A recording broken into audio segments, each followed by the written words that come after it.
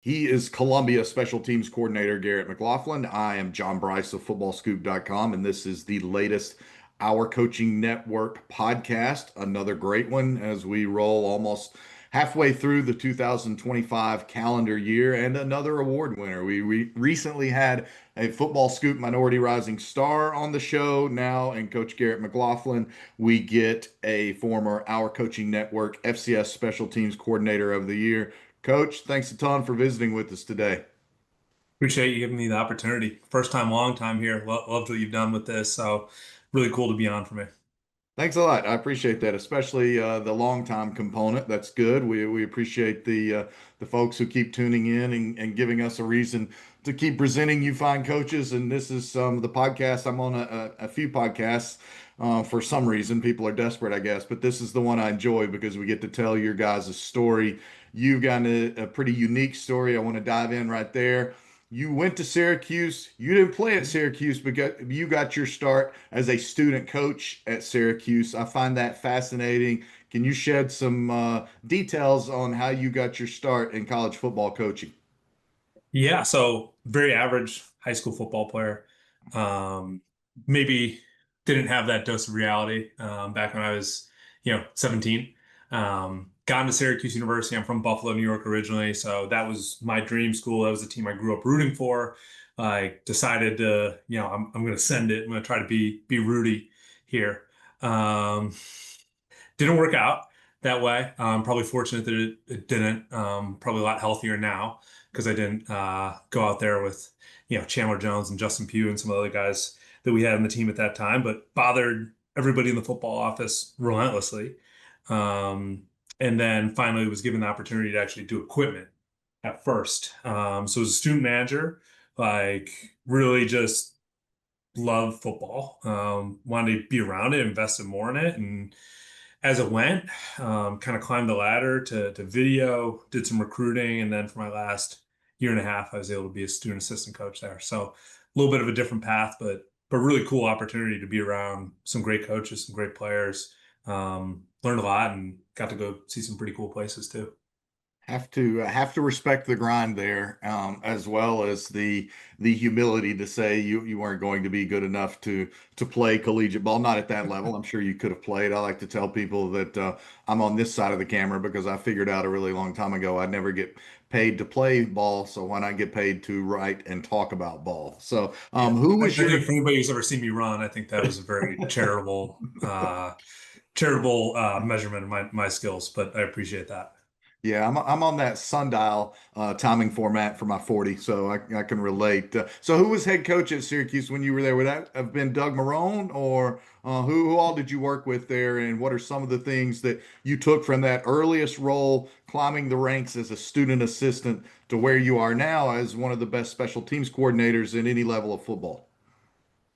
Appreciate that, by the way. Thank you for that.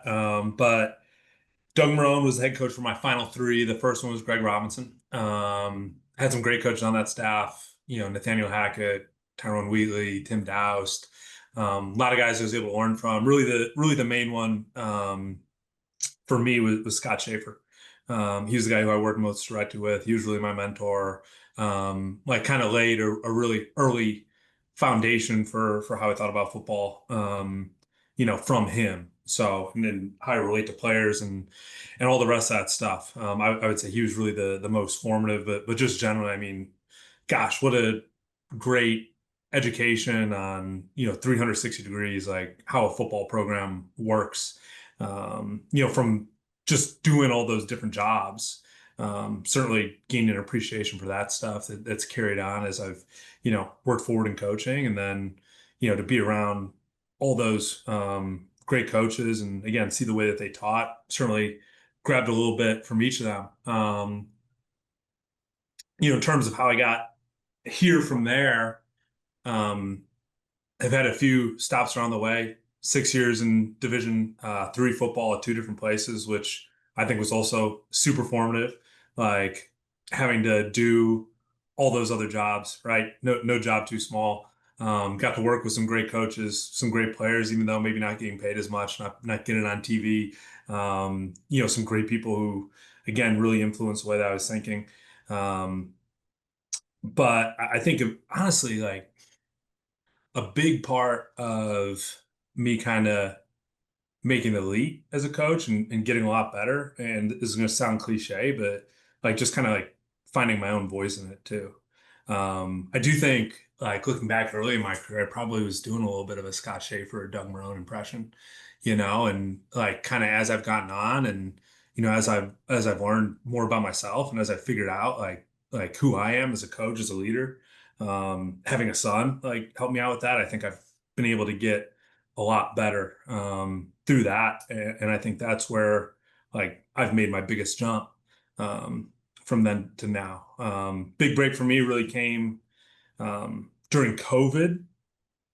I was at Bates College at the time, but we weren't able to do anything with our guys, but a lot of FCS schools having were having a spring season. So I ended up get an opportunity to go down and volunteer at the University of New Hampshire. From there, they thought I did good enough to be able to stick along there. And that's where I kind of rose to special teams coordinator at that place. Got to meet a lot of other really great people who really influenced me. And from there, had this opportunity to Columbia. So kind of long, rambling answer. Apologize for No, that, but no, it's I like that.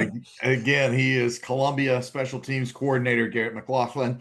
I am John Brice of FootballScoop.com. This is the Our Coaching Network podcast. Again, Garrett McLaughlin, a former 2023 FCS Special Teams Coordinator of the Year here on the Our Coaching Network. So once again, congrats for that. You talk about going down to volunteer during COVID at New Hampshire. That takes a fair dose of humility. That also takes some resourcefulness because if you're volunteering, you're not getting paid. So how did you kind of make all of that work? And you referenced it. I like to call it microwaving a skill set. And when I was early in my journalism career, I worked at some daily newspapers, and you had to do everything from taking photos to designing the newspaper to obviously writing and covering events and doing stories. So what are some of the things along the way where you feel like you've microwaved your skill set that it's still helping you to this day?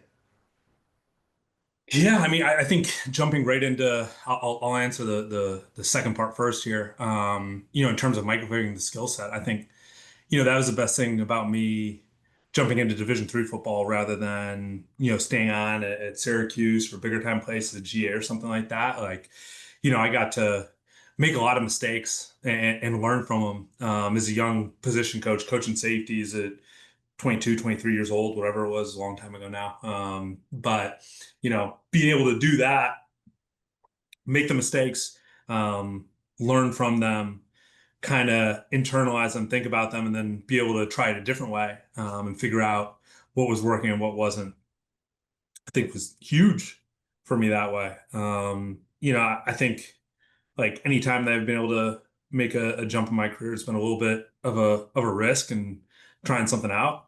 In terms of microwaving skills, the special teams coordinator component too, like, one thing that probably some people know me from, the other thing with COVID is which you may be familiar with and what the listeners may be familiar with at Bates in the NESCAC. Um, we weren't able to recruit on the road. There was no spring ball. And that was the first time I became a special teams coordinator. I was kind of like, all right, well, how am I getting better, especially with all this extra time on my hands? I just started a Twitter account called Teams Talk. We'll just tweet out drills of mine, drills I just found around, just whatever kind of teach tape. And then once COVID happened, I'd probably been doing it for about a year, had a little bit of a viewership, like really kicked into overdrive. Hosted my own Zoom sessions like this, reached out to guys, was able to learn to a lot of guys. I think I was able to, in your terms, kind of microwave a skill set, learn a ton about being a special teams coordinator, get a lot better kind of while everybody was paused with everything. I think that really helped me get into the next step and being able to capitalize on the opportunity I had at UNH. So logistically, when you're volunteering at UNH, how did you make that work? Kind of what were the dynamics there? Because obviously you were employed elsewhere, but it was the COVID season, so you weren't on the road recruiting. You didn't have a season to prepare for, but you were motivated to get better. But just Yeah. logistically, I'm fascinated by that. How did you make it work as a volunteer? Yeah. So like you said, we were still getting partial pay from Bates, and again, we weren't like able to do anything. It was an hour and a half where I was living in Lewiston, Maine to Durham, New Hampshire. So I just drove up and back most days. A few days I invested in a blow-up mattress and Okay. used that as well. So made my recruiting calls while I was on the road. When I had some spare seconds where or when we had Zoom meetings and stuff like that, I just stepped out of the UNH stuff and did the bait stuff.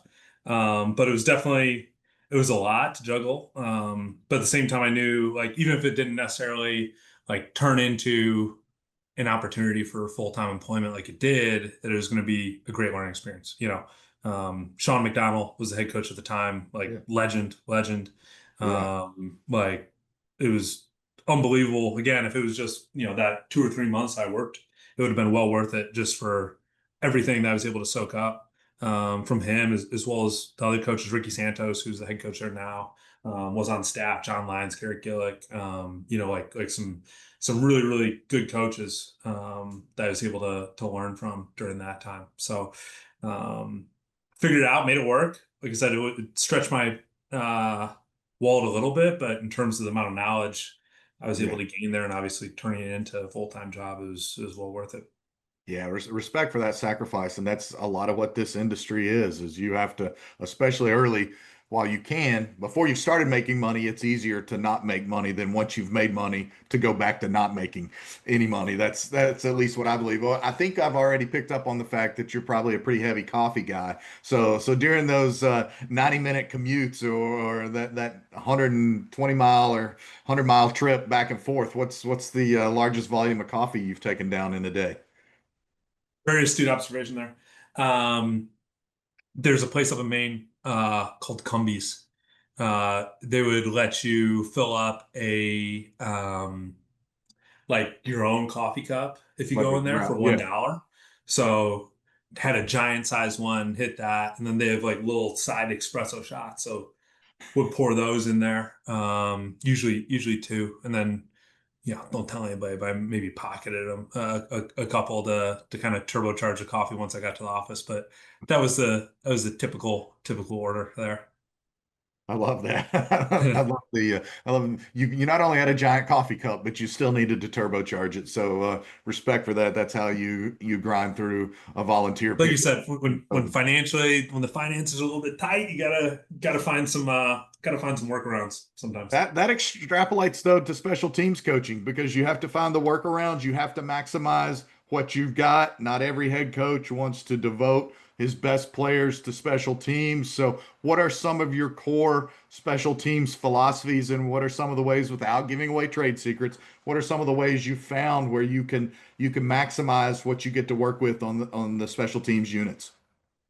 Sure. Like, for me, it's all about the players understanding the importance of it and caring about it, right? Like, our mantra, kind of our rallying cry is our edge is that we're going to care more about this phase of the game. Like, I think that's the cool part about doing it is that you can like put a more effort into this side of the ball than other people and really have it pay dividends. I think everybody works really hard on offense and defense. I question whether everybody necessarily works hard on special teams. So that's like our core ethos is that we're going to give more effort, have more energy than our opponent. And we're going to care more about this side of the ball than the other team. And I think that's like a constant sell from me to our team so they understand the importance of it. Like, most might be a stretch, but many of our special teams meetings start with something so that they understand the importance of it, whether it's and when I first started doing it, I did what I think I saw a lot of other guys do, which was do like one big meeting on like, okay, here's our culture and here's what we're about, but not necessarily go back to it. So we'll still have that first meeting, but I would say twice a week during the spring, and it'll be probably every day during training camp, and it'll be occasionally throughout the course of the season. It's like reminding like, okay, who are we? We care more. Why should we care more? Because these are the results that we'll get on the field because this is what'll help get you to the NFL, especially at an FCS football program. Did a whole study that our quality control coach here, shout out Noah Mallard, really helped me put together. And it was a great job of just like how many snaps the guys from the Ivy League had who played at least a year in the NFL had taken while they were in the NFL. It was a really cool breakdown. Almost all of them, outside the quarterbacks and offensive linemen, played a ton on special teams. So being able to show that to our players, use some video evidence to show them doing it at the highest level was one thing that we really used as a driver for effort on special teams. But being as creative as you can and presenting it to the guys in as many different ways as we can. And then like the second part of that too, and like I'm sure every coach gets on here and talks about personal relationships. Like, first of all, it's super key. And second of all, like there's to me, like as a special teams coordinator, there's even more of an emphasis on it and more of a challenge for us in some ways because we need to be able to create a relationship with the entire roster and get them to do something that maybe they don't care about doing, before you're able to get to them and show them the reason. So I try to spend as much time with our guys, both talking about football and not talking about football as I can, and get creative, finding those pauses in the day, mealtime, just when they're walking by the office, anything, to be able to grab a guy and either show him a piece of film or ask him about how his family's doing or anything like that. So those are a few of the things that I think we do that make us a little bit different.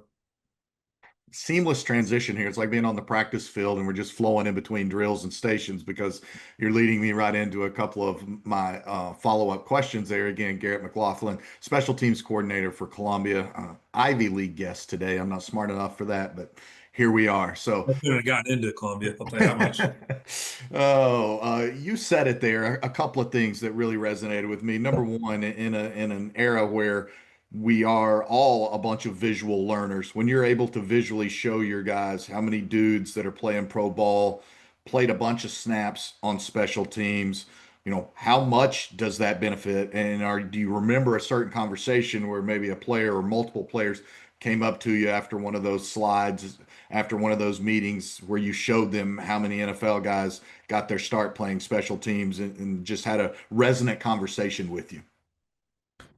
Constantly, all the time, all the time. I mean, you know, there were there have been times towards the end of games or maybe blowouts where we try to take a guy off of a special teams unit. He says, "No, I need this film." Like I always appreciate like a little bit like do what you do what you told him to do. But I'm like, yeah, I appreciate that answer at the same time. Like yeah, they're a ton like too many to mention, Sure. or even like didn't necessarily lead with that this spring. I kind of saved that for the middle of spring ball. Maybe I should have led with it in the beginning meeting, just talked about it quick, but kind of expanded on it like middle to late spring ball. And like you could just see the energy and effort out of certain guys, especially guys who I knew that was kind of their aspiration. Like it kind of made a shift as we went through spring ball too. So I made a little bit, like I said, I made a little note about that to maybe hit that harder earlier too. But yeah, not even just one conversation. That's like happens all the time with that. That has to be like a rewarding feeling when you have the ultimate culture victory for a guy say he doesn't want to give up a special teams rep. That's pretty special. Yeah, made me feel pretty good. I Yeah. appreciate that guy for that. Yeah. You touched on it too about being cognizant to ask your guys in the hallways or wherever, like, hey, what's going on in your life? That's a fascinating component to me. I think that's got to be a bedrock component of any authentic culture. So, what are some of those ways, aside from asking that, what do you do with your guys away from the field when you're not sitting there practicing being one of the best special teams units anywhere at blocking punts or being elite and kick and punt returns? And we'll get more detailed on that in a moment. But what are some of those things you do off the field that help you have real relationships with your players, that help you build a real authentic culture in an era where dudes see through fake in a hurry because they're watching 15-second clips on TikTok? They got to know what's real and what's fake. No doubt. I think there are a lot of different things. And you almost don't want to make it too programmed just to make sure that it doesn't come off as fake or like something like, okay, I'm trying to build a relationship with you because I want you to be good at football for me. You know what I mean?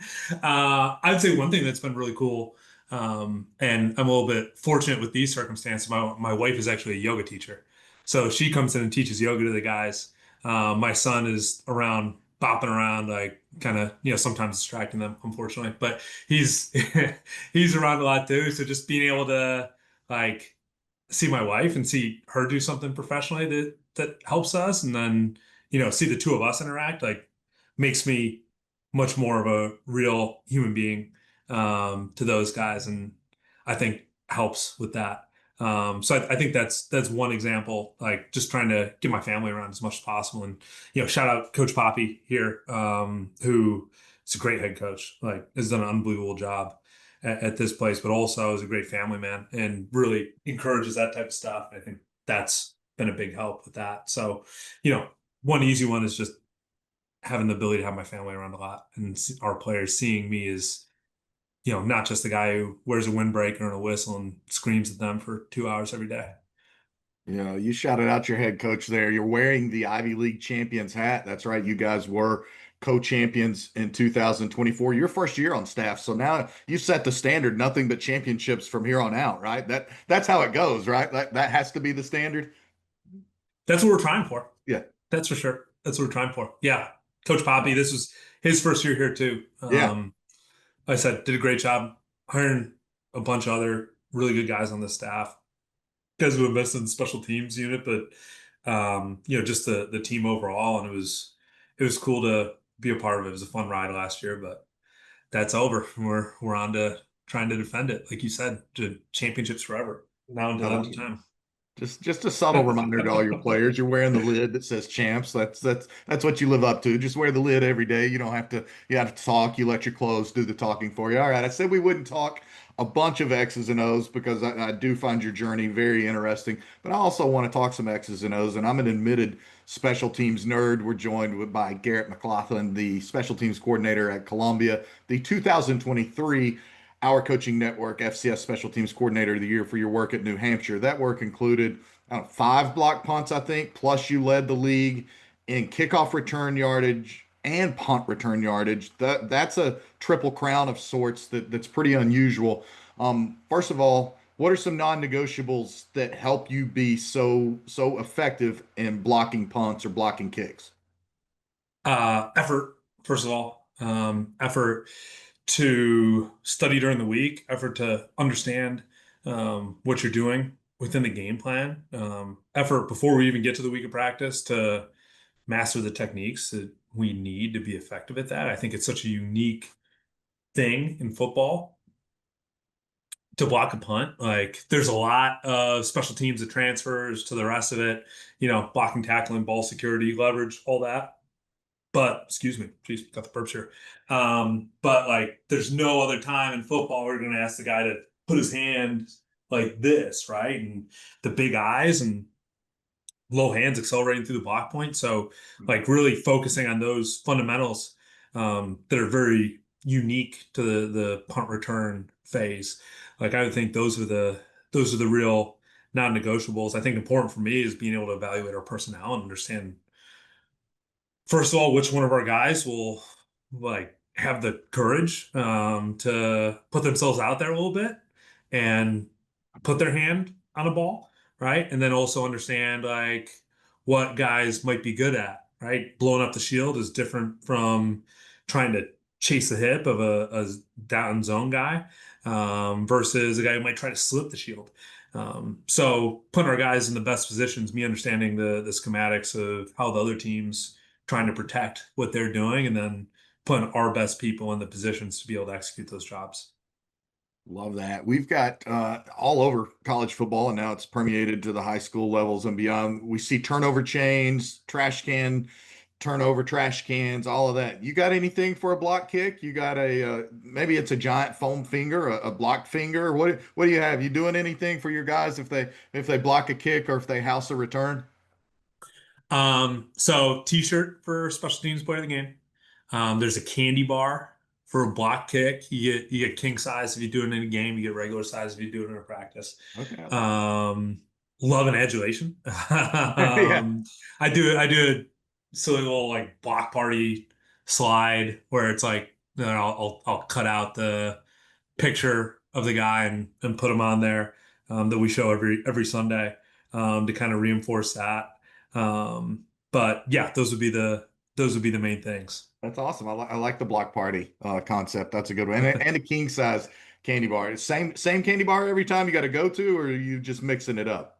No, it's a guy's personal choice. We let Guys, him personal. we let him pick it. Although, so this spring we did the rep of the day, got a $10 Chick-fil-A gift card, Oh, which we might have to go to generally for block punts. 'Cause that's a good one. I'd rather have that than the candy bar personally. So yeah, we'll yeah, see. that one. We'll Yeah, see what we do.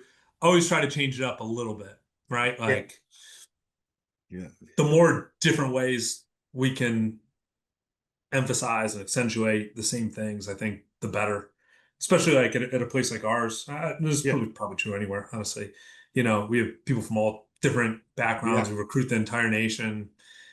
Have guys who are 22, 23 and guys who are 17, 18. So, the more different ways that we can get through to different learners who have been through different backgrounds, the better. So always trying to tweak the things that we do that have been successful to make them a little bit better, or just to make it easier for a guy with a different set of life circumstances to be able to understand.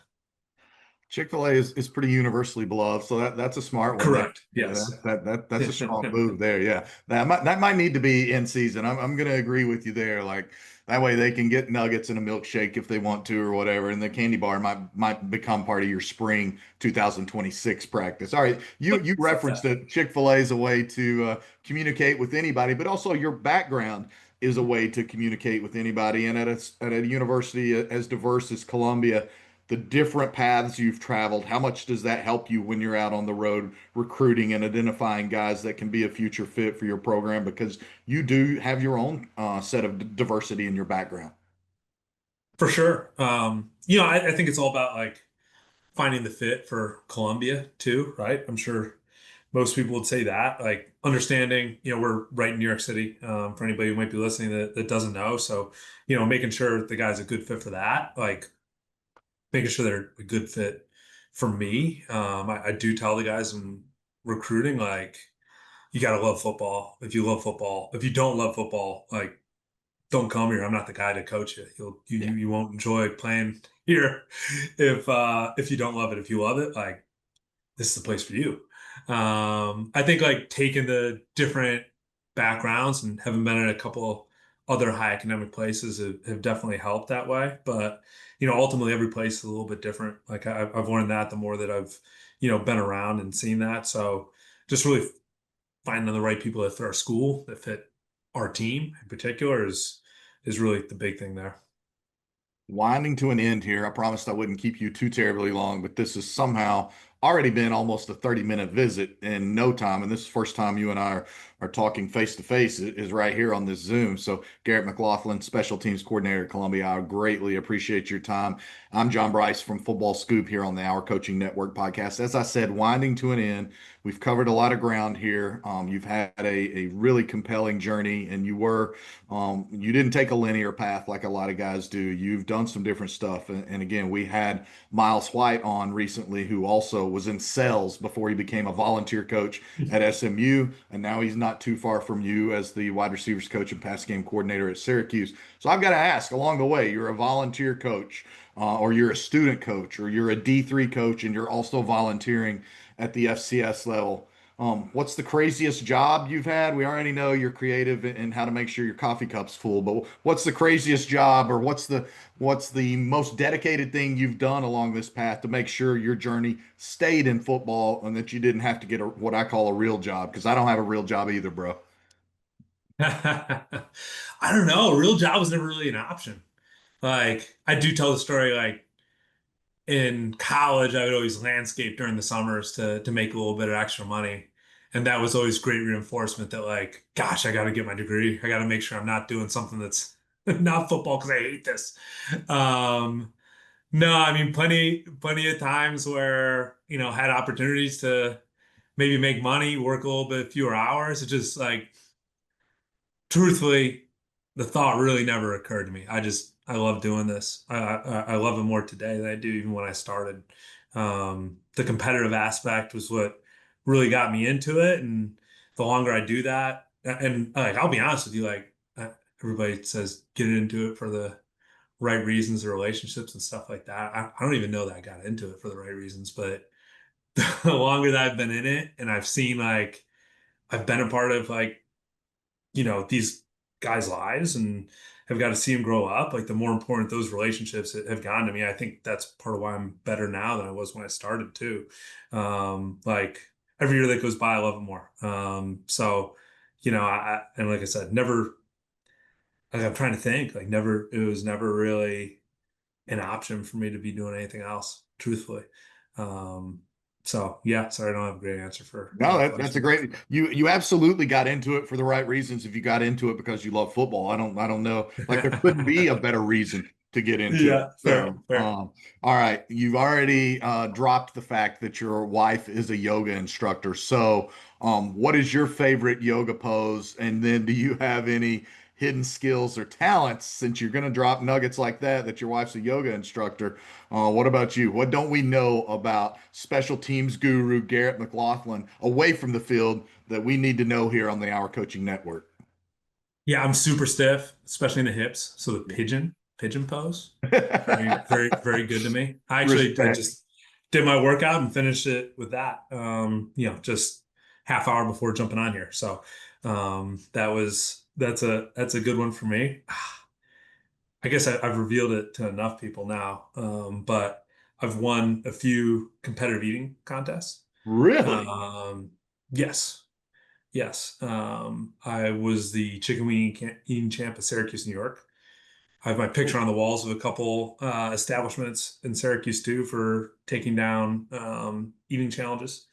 And then I also won a hot dog eating contest in Buffalo, New York. So How many dogs? How many? 19 in 10 minutes. 19. Okay, here it Never is. felt sicker in my entire life. It was brutal, but Too late. You've we competed. We found a way to get it done. the love of competition. It transcends special teams to hot wings and hot dogs. I love it. This has been a really good pod, and this is the first time, and I don't know, maybe I'm going on a third football season of hosting podcast on the Our Coaching Network. This is the first time I get to throw down the gauntlet to Joy Chestnut. So Garrett McLaughlin is challenging you, Joy Chestnut, to an eating Not contest. quite. I don't make the rules. He brought it up. We have to make this challenge. Once again, Garrett McLaughlin, special teams coordinator at Columbia, former FCS special teams coordinator of the year. Thanks a ton for joining us here on the Our Coaching Network. Can't thank you enough. I am John Brice. Appreciate it. Thanks for the opportunity. It was a lot of fun. Absolutely. All right, we're rolling through 25. We've had a bunch of guests. We got more coming. We're already lining up podcasts for the entire duration of the summer. Try not to bother too many coaches during that month of July. It's a dead period. I don't want you to have to talk to media people like me either. So, anyway, until the next one, for Garrett McLaughlin, I'm John Brice of FootballScoop.com. This has been the Our Coaching Network podcast.